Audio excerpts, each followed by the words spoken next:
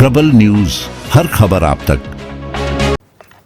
નમસ્કાર દર્શક મિત્રો, હું છું હરીફ મલેક, આપની સાથે આપ જોઈ રહ્યા છો પ્રબલ ન્યૂઝ।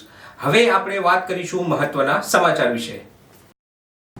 સમાચારમાં વાત કરીએ ઉના શહેરની તો ઉના ખાતે ધારાસભ્ય કાળુભાઈ રાઠોડના ભાજપ કાર્યાલયની શુભેચ્છા મુલાકાત લેતા લોકસભાના ભાજપના ઉમેદવાર રાજેશભાઈ ચુડાસમા। આજ રોજ લોકસભાની ચૂંટણી જાહેર થયા બાદ ઉમેદવારો પણ જાહેર થઈ ગયા છે, ત્યારે જૂનાગઢ લોકસભાના ઉમેદવાર તરીકે રાજેશભાઈ ચુડાસમાને જાહેર કરવામાં આવ્યા છે। આ જૂનાગઢ લોકસભાના ઉમેદવાર તરીકે રાજેશભાઈ ચુડાસમાની ભારતીય જનતા પાર્ટી દ્વારા સતત ત્રીજી વખત પસંદગી કરવામાં આવતા ઉના ગીરગઢડા તાલુકાના લોકપ્રિય ધારાસભ્ય કાળુભાઈ રાઠોડના ભાજપ કાર્યાલયની શુભેચ્છા મુલાકાત લીધી હતી। આ મુલાકાત દરમિયાન ધારાસભ્ય કાળુભાઈ રાઠોડે જૂનાગઢ લોકસભાના ઉમેદવાર રાજેશભાઈ ચુડાસમાને ફૂલહાર પહેરાવી અભિનંદન પાઠવ્યા હતા, તેમજ ભાજપ કાર્યાલય ખાતે ફટાકડા ફોડીને ભવ્ય આતિશબાજી યોજવામાં આવી હતી।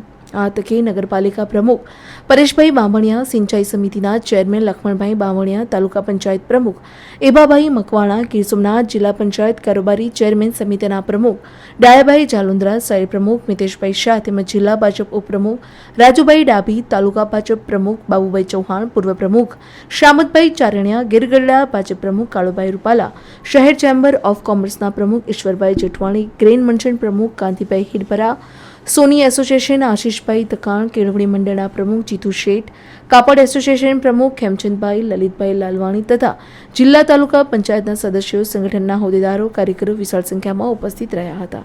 રિપોર્ટર અબ્દુલ ખાજી, ઉના।